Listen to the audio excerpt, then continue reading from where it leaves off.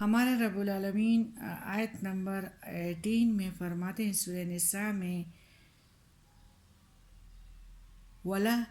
وَلَيْسَتِ التَّوْبَةُ لِلَّذِينَ يَعْمَلُونَ السَّيِّئَاتِ حَتَّى إِذَا حَضَرَ أَحَدَهُمُ الْمَوْتُ قَالَ إِنِّي تُبْتُ الْآنَ وَلَا الَّذِينَ يَمُوتُونَ وَهُمْ كُفَّارٌ أُولَئِكَ أَعْتَدْنَا لَهُمْ عَذَابًا أَلِيمًا۔ اور ایسوں کی توبہ یعنی جھوٹی توبہ، ایسوں کی توبہ نہیں جو برے کام کیے جاتے ہیں یہاں تک کہ جب ان میں سے کسی کے سامنے موت آ جائے تو کہنے لگے اب توبہ کرتا ہوں۔ نہ ایسوں کی جو حالت کفر میں مرتے ہیں، نہ ان کے لیے تو ہم نے دردناک عذاب تیار کیا ہے۔ اس آیات میں بتایا گیا ہے کہ ایسے لوگوں کی توبہ ہرگز قبول نہیں ہوتی جو برابر گناہ کرتے چلے جاتے ہیں، اور اس سے اکثر ہم ارادتاً کہتے ہیں کہ اللہ معاف کرے، لیکن اس میں یہ بات ہے پیٹھ پیچھے کسی کی غیبت کرنا یہ والا، اور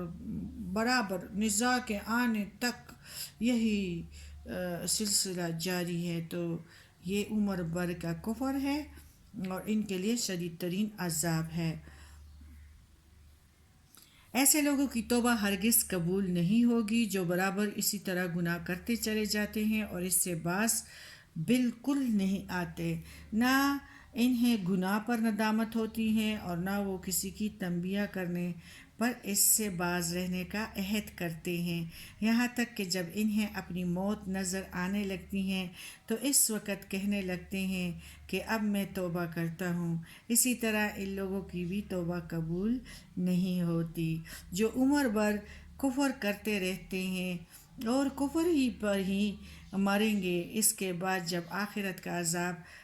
دیکھا تو توبہ کرنے لگے۔ ایسے لوگوں کے لیے اللہ نے شدید ترین عذاب تیار کیا ہے۔ توبہ کا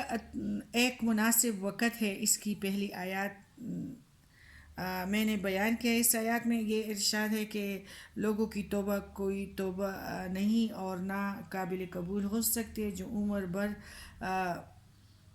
تو نافرمانی اور گناہ کرتے رہے، جب موت کا وقت آ گیا اور یعنی صحیح طرح سے اس سے نہ چلا جا سکتا ہے اور نہ بیچارہ صحیح طرح سے بول سکتا ہے، تو اس وقت توبہ توبہ چلانا شروع کر دیا۔ ایسے ہی ان لوگوں کی توبہ ہی بیکار ہے جو کفر کی حالت میں مر رہے ہیں۔ ظاہر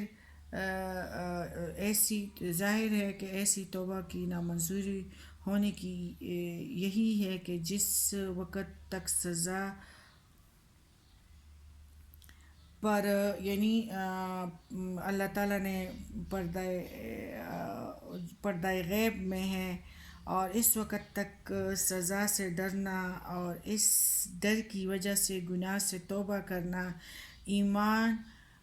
بالغیب کو ظاہر کرتا ہے، اور دم نکلتے وقت انسان کو کچھ نہ کچھ گناہوں کی سزا کا مشاہدہ ہو جاتا ہے، اور مشاہدے کے بعد ایمان بالغیب پھر نہیں ہوتا۔ اس لیے سزا اور جزا کو ظاہر ہونے کے وقت نہ ایمان قبول کیا جاتا ہے اور نہ توبے کا کوئی فائدہ ہے۔ اس کے علاوہ توبہ صرف گناہوں کا اعتراف کرنا نہیں بلکہ توبہ سے آئندہ زندگی کی اصلاح